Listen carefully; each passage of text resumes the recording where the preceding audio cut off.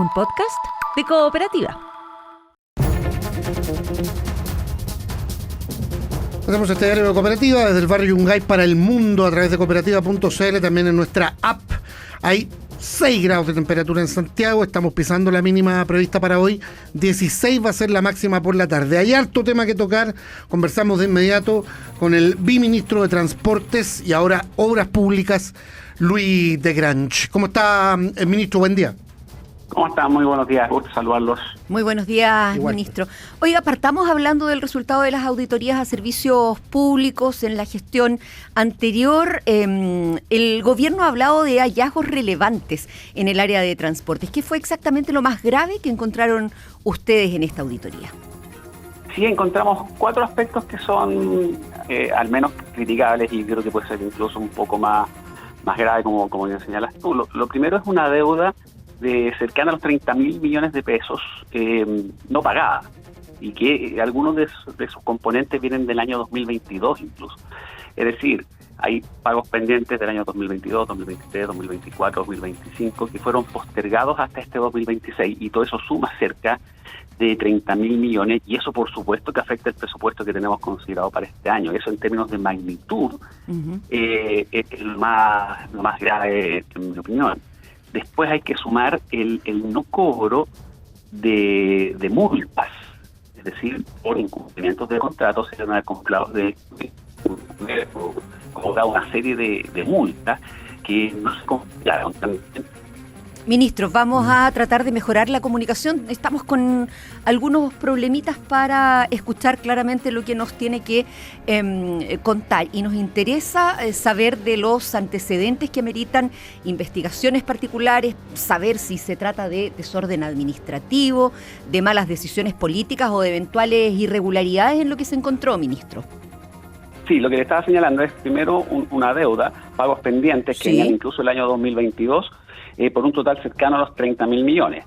Después es el no cobro de multas por incumplimientos de contrato. Hay una serie de multas que tenían que cobrar si no se cobraron. Lo mismo con boletas de garantía y pólizas de seguro. De hecho, hay algunas que deben haberse cobrado el año 2022, 2023, y se cobraron los últimos días del gobierno, es decir, a principios de marzo. Lo que deja también en un problema. ¿Por qué? Porque no son cobrables en la práctica, porque son completamente extemporáneas. Entonces hay una serie de aspectos. Y por último, un cuarto punto que también creo que es muy relevante, es que detectamos algunos pagos por servicios no prestados. Ya, es decir, se hizo el pago a distintos operadores, esto principalmente en regiones, ¿ya? Se le hizo el pago a algunos operadores y el servicio nunca se prestó. Entonces, esos 4 aspectos para nosotros son muy criticables. Fue una práctica habitual en el sentido de que se acumularon durante muchos años y ahora para este año 2026 nos pega presupuestariamente en cerca de 30.000 millones de pesos, además de los aspectos más de fondo, más incluso con aristas legales que tiene este tipo de actuar. ¿A qué se refiere con aristas legales? ¿Esto se va a judicializar? O sea, estamos haciendo la investigación, levantando todos los antecedentes. Hay herramientas internas en los ministerios para avanzar al respecto y por lo tanto vamos a cumplir todo el rigor de la ley. Si la conclusión finalmente es un sumario, será un sumario. Si es que va más allá de eso, bueno, iremos más allá y eso es parte del proceso de investigación que estamos llevando. Ya, pero por lo pronto son compromisos o pagos no hechos, que a lo mejor hubo eventualmente negligencia, irresponsabilidad, pero no está claro que haya dolo. Eso es justamente lo que tenemos que investigar. Ya son muchos casos, así que probablemente hay diferentes causas en cada uno de estos casos, pero es justamente lo que estamos investigando. Pero un antecedente que es relevante, en muchos casos, para muchos operadores, sobre todo operadores pequeños en regiones, el principal dolor que tenían no fue el alza del petróleo, fueron los pagos pendientes. Habían operadores, por ejemplo, operadores pequeños, ya que se les debía, 800 millones de pesos, y que ponían en riesgo la continuidad del servicio. Ya, entonces, la verdad es que son situaciones muy graves y por supuesto ahora hemos dedicado muchísimo esfuerzo a tratar de regularizar estos pagos pendientes, pero nos quedan algunos todavía y por supuesto afecta el presupuesto comprometido para este año. ¿Y eso significa que no se va a poder reducir el presupuesto de transportes en el 3% que está pidiendo Hacienda, ministro? ¿O no, sí son las dos cosas, estamos haciendo esfuerzo en las dos cosas, pero le pone una carga adicional, le pone una presión adicional al sistema. Hay proyectos que a lo mejor van a tener que, estamos evaluando por supuesto, que a lo mejor van a tener que ser postergados algunos meses, pero obtener 30.000 millones que no estaban en el presupuesto ya y que son compromisos para operadores que ya prestaron servicio en años anteriores, yo creo que nos deja en una situación que es más complicada y que nunca estuvo prevista. Ya, dejemos un momento al menos del lado del tema administrativo. Le quiero preguntar por cosas prácticas de ahora sus ministerios, porque está a cargo de dos buques bien importantes. Anoche escuchaba voy a volver sobre un tema que ya hizo cierta polémica cuando asumió, al alcalde de Puente Alto, Matías Toledo, en CNN, en CNN. Y él decía que los vecinos les dicen, los alertan permanentemente, que él incluso hizo un recorrido por las calles de su comuna, de que sí bajó la frecuencia de buses en Puente Alto. Dice que él lo ha estado conversando con la Dirección del Transporte Público Metropolitano, pero ¿qué responde usted a eso? Porque usted dijo que esa frecuencia no se iba a ver afectada. Sí, el plan operacional nos ha afectado. Se definió en febrero, se definió en la anterior administración y nosotros no lo hemos tocado. De hecho, el nuevo plan operacional que va obedeciendo a cambios en los patrones de demanda, que la ciudad está viva, la ciudad se mueve, las personas se mueven, van cambiando de trabajo, a veces también de lugar de residencia. Por lo tanto, cada 6 meses se hace una revisión, cada 4 meses se hace una revisión. Y el próximo plano operacional corresponde implementarlo en un par de semanas más. O sea, no se ha modificado nada. ¿Sí? Por lo tanto, yo mantengo mi opinión y es algo que es verificable. Tú puedes meterte a la página web, tú puedes seguir los GPS de los buses y ahí vas a confirmar que tanto la frecuencia, los recorridos, los horarios, todo eso se ha mantenido. Se mantienen algunos puntos en que por un tema aleatorio, por un tema que a veces hay un bus en pana, por ejemplo, o un tren, a veces un tren que ha detenido, tiene falla de puerta y tiene que ser evacuado. Esas cosas han ocurrido siempre. Siempre han habido en algunos momentos, algunas instancias, algunos paraderos, algunas estaciones en que se acumula más pasajeros, pero en términos regulares, en estado de régimen, el sistema sigue funcionando. Perdón, ministro, pero los planes se han mantenido. Pero el alcalde entonces, ¿miente, está mal informado, qué? No, yo creo que en algunos lugares uno puede, mira, el que busca encuentra. Vas a encontrar algunos puntos en que esto ocurre. De hecho, si vamos juntos, yo lo hago habitualmente, yo uso todos los días el metro, ando en terreno, y estas cosas ocurren periódicamente. El tema es que en términos generales la frecuencia se ha mantenido, los recorridos también, los horarios, los ajustes que se han hecho son, por ejemplo, reemplazar en la noche los buses articulados por buses de 12 metros convencionales, porque no tiene ninguna justificación usar buses de 18 metros en la noche. Pues de hecho hay horarios en que había más buses circulando que personas validando. Y lo otro también es que en algunos sectores, ¿cierto?, el tema de la evasión es especialmente relevante y se tiende a acumular en aquellos lugares, por ejemplo, donde es más fácil evadir. ¿Ya? Entonces, esas cosas se van combinando entre sí para generar estas instancias que vemos, pero en términos generales el sistema sigue funcionando muy bien. La última encuesta sí lo han reflejado, sigue siendo muy muy bien valorado, y esto es un trabajo que por supuesto que viene de la anterior administración y de anteriores gobiernos. ¿Cuánto debiera ser lo normal que espere una persona por el bus, ministro? ¿15 minutos, 20 minutos, media hora, 40 minutos? Y el fin de semana me imagino que hay una diferencia también respecto de ese tiempo de espera. Claro, lo que pasa es que depende del lugar. Ahora, por suerte, las aplicaciones son en general bastante precisas. Lo mismo cuando tú te tomas una aplicación tipo Cabify, tipo Uber, te dice cuánto rato más va a llegar. Lo mismo pasa más o menos en los buses. Entonces, yo creo que eso ayuda bastante a mejorar la precisión y a gestionar el tiempo de las personas.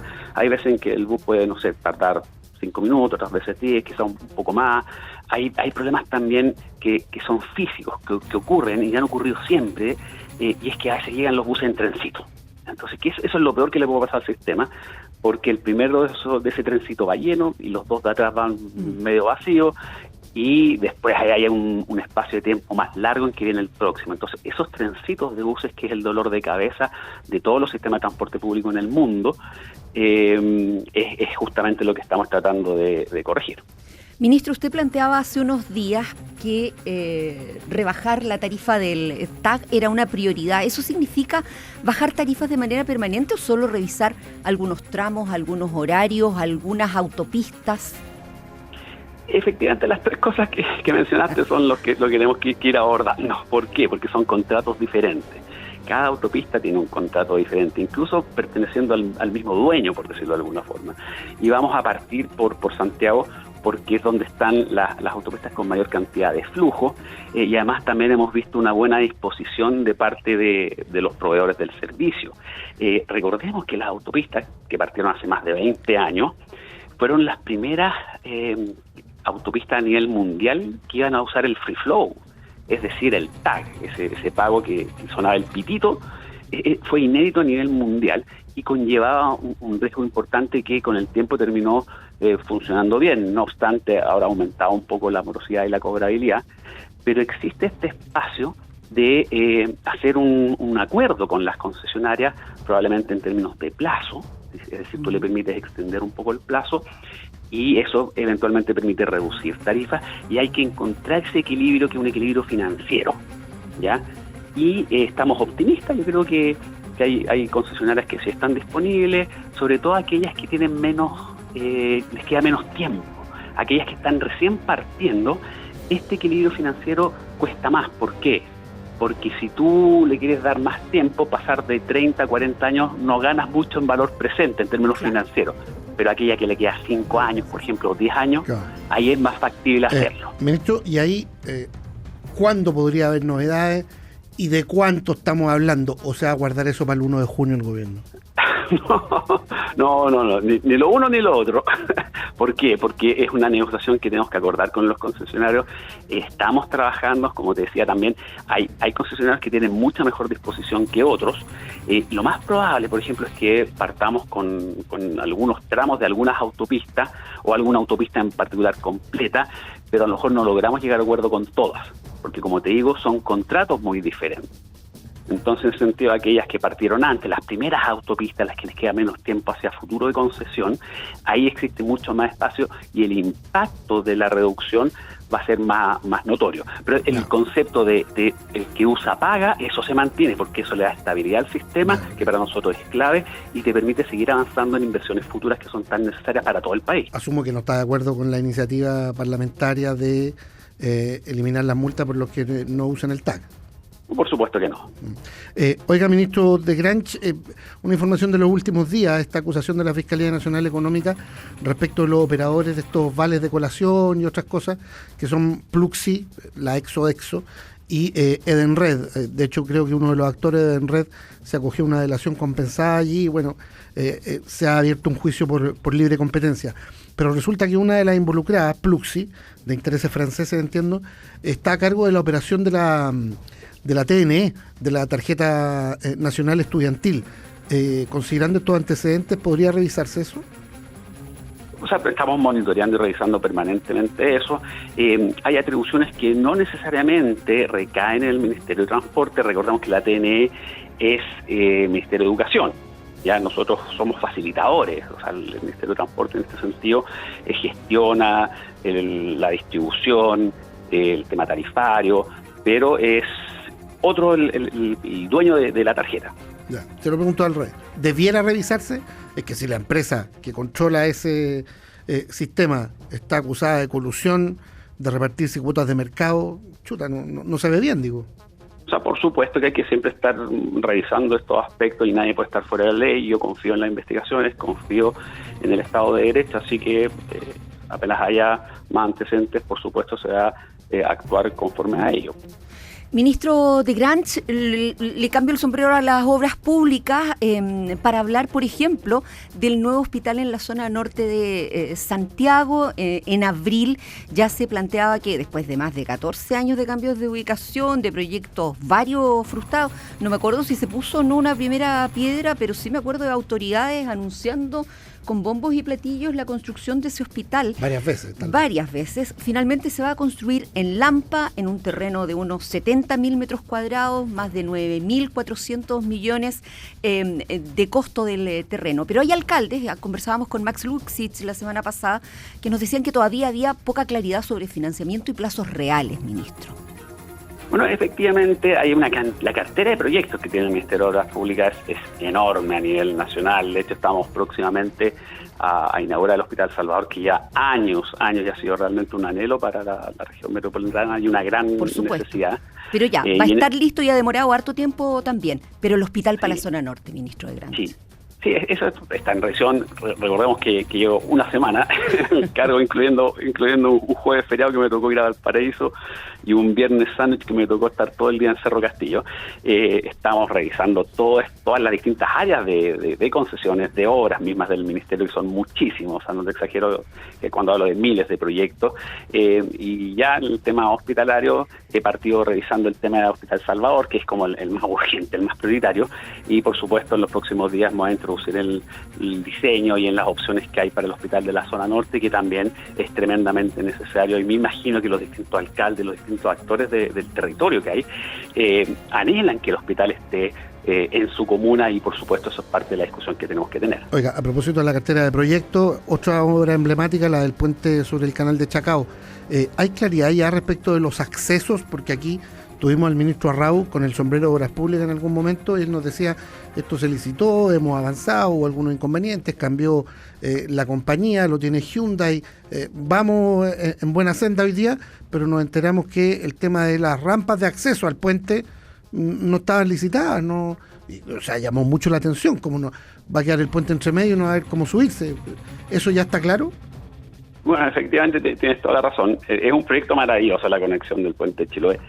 Hay una que la podemos incorporar dentro de la concesión, una de las dos rampas, y la otra, yo creo que en términos de magnitud y en términos relativos, si bien no estaba incorporada en la concesión inicial, de la misma forma que hay que avanzar en la operación y el mantenimiento, es decir, quién va a gestionar esa concesión, porque es equivalente a las concesiones urbanas, donde va a tener un pequeño peaje, y además tienes que mantenerla.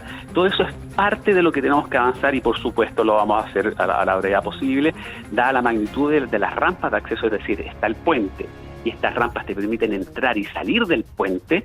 Ya esas no estaban diseñadas consideradas dentro, como bien dijiste, dentro del proyecto de concesión, pero al ser de un tamaño relativamente menor, sí es factible resolverlo antes de que finalice el proyecto. Oiga, ministro, y ahora le pido que se ponga el sombrero de las telecomunicaciones, porque hay un estudio internacional de Truecaller que muestra que Chile se convirtió este año en el segundo país del mundo con más llamadas spam. Solo estamos detrás de Indonesia. El 70% vienen de números desconocidos, son no deseadas, muchas asociadas a cobranza y otras tantas a posibles estafas. ¿Fracasan las medidas que ya se implementaron, como estos prefijos identificadores, o el Estado simplemente va detrás de una industria que avanza más rápido que la regulación? No, yo creo que ha mejorado harto. Yo creo que este tema de los prefijos ayudó mucho. De hecho, todos tenemos celular y todos lo podemos ver todos los días. La cantidad de números 600 y 809 que aparecen, uno ya no los contesta, ¿cierto? Entonces, yo creo que eso ya ayuda. Hay un cierto porcentaje de llamadas que uno ya no contesta nomás. Y también hay ciertas aplicaciones que uno puede incorporar en el teléfono celular para simplemente que no pescar esas llamadas. Hay otras, por ejemplo, asociadas a las cobranzas y a la morosidad, que es un tema que es más delicado. ¿Por qué? Producto de que la cobranza caía dentro de esta categoría, o sea, empresas de retail, empresas bancarias, que contactan a sus acreedores, ¿ya? Uh-huh. Al estar en la misma categoría, la capacidad de recuperar los cobros pendientes, que a mí me parece de toda lógica que una empresa le interese recuperar el préstamo, la deuda que tienen con ella. O sea, yo creo que estaremos todos de acuerdo en que eso es parte del Estado de Derecho. Sí, cobrar, entonces, pero no abrumar necesariamente a ese deudor con las llamadas desde primera hora y hasta la última hora del día y los 7 días de la semana. Sí, en eso estamos de acuerdo. Y yo creo que eso es un tema que también es más o menos relativo, en el sentido de que llamar una vez al día a una persona que eso puede ser discutible, cuál es la frecuencia. Yo creo que, pero el tema de fondo es que una cosa es el spam, una cosa que te llamen por publicidad, por campañas políticas, o que te llamen por otros servicios que no te interesan. Eso es un mundo. ¿Ya? El otro mundo es el que te mencionaba recién respecto a las deudas pendientes. Es decir, si que las empresas no tienen la capacidad de recuperar esas deudas, ¿qué termina ocurriendo? Les suben, por ejemplo, la tasa de interés a los que sí pagan. Entonces también hay un tema de justicia. Entonces creo que todos tenemos que ponernos de acuerdo en avanzar en aquellas cosas que sí son necesarias y distinguir de aquellas que no son necesarias. Se nos acaba el tiempo, pero yo sé que justicia es el mandante del tema carcelario, pero usted tiene que construirla, digamos. ¿Cuántas nuevas plazas y si se amplía o no Santiago 1? Eso es parte también de los temas que estoy revisando. No hay definición. Hay un aumento de 29.000 plazas a nivel nacional, ya el corto mediano plazo. Es un tema también de seguridad, que es una de las prioridades del gobierno, y tanto el Ministerio de Justicia, que como bien dijiste tú, es el mandante, el Ministerio de Obras Públicas es el constructor, básicamente, y que también quien diseña, pero el mandante, el dueño, finalmente, el cliente es el Ministerio de Justicia, y vamos a avanzar con sentido de urgencia con las necesidades que no es solo Santiago, sino a nivel nacional. Pero no está definido el barrio penitenciario. Tengo que revisarlo en detalle. Es el viceministro de Transportes, Telecomunicaciones y Obras Públicas, Luis de Grant, en el Diario de Cooperativa. Ha sido muy amable por conversar con nosotros, ministro. Encantado. Gusto de saludarlos, que estén muy bien. Muy buenos días. Buen día. Resumen de noticias en el Diario de Cooperativa. Vuelve a bajar el diésel, más de 65 pesos por litro. Claro que había subido más de 500 en marzo. Las gasolinas casi sin variación. En Recoleta intentó atropellar a carabineros, chocó después contra 6 vehículos en su vida. Esta persona tenía una orden de detención pendiente, fue abatido anoche. Carabineros también trata de detener la maniobra de este conductor, que en esa circunstancia intenta atropellar a uno de los carabineros, el cual hace uso en 2 oportunidades de su armamento de servicio, provocando lamentablemente el fallecimiento en el mismo lugar de esta persona, el cual tiene distintos antecedentes policiales por robos, lesiones y amenazas. Fiscalía del Biobío investiga denuncia de una violación grupal a una alumna de la Universidad de San Sebastián durante la fiesta mechona del mes de marzo. Existe una denuncia por violencia sexual en la que habrían participado varias personas. Van a ser incorporados en la querella que vamos a presentar en las próximas horas como Servicio Nacional de la Mujer y la Equidad de Género en representación de la víctima. Se va a oficiar a la Superintendencia de Educación Superior para que haga un seguimiento del caso y poder nosotros también apoyar en medidas formativas hacia la universidad. Los tiempos de los eslóganes sobre la derechita cobarde se terminaron, dicen en la UDI, donde hay molestia con los emplazamientos del Partido Republicano para sumarse a la acusación constitucional contra el exministro Grau, que además complica la tramitación de la mega reforma del Ejecutivo. Sobre los problemas relevantes identificados en transportes en la auditoría de la administración anterior, conversamos con el viceministro Luis de Grant. Se anunció además la posibilidad de bajar las tarifas de los TAG. Hay pagos pendientes del año 2022, 2023, 2024, 2025 que fueron postergados hasta este 2026. Después es el no cobro de multas por incumplimiento de contrato. Lo mismo con boletas de garantía y pólizas de seguro. Por último, un cuarto punto es que detectamos algunos pagos por servicios no prestados. Esto principalmente en regiones. Y ahora para este año 2026 nos pega presupuestariamente en cerca de 30.000 millones de pesos. Existe este espacio de hacer un acuerdo con las concesionarias, probablemente en términos de plazo, y eso eventualmente permite reducir tarifas, y hay que encontrar ese equilibrio, que es un equilibrio financiero. Y en el fútbol, todos los ojos puestos en la Bombonera, ¿eh? Un empate clasifica a la Católica esta noche en Copa Libertadores de América. Claro que se juega en la Boca. Transmite Cooperativa Deportes. Aquí termina el podcast de El Diario de Cooperativa. Lo escuchas en vivo de lunes a viernes desde las 6 de la mañana y todos los días en cooperativapodcast.cl.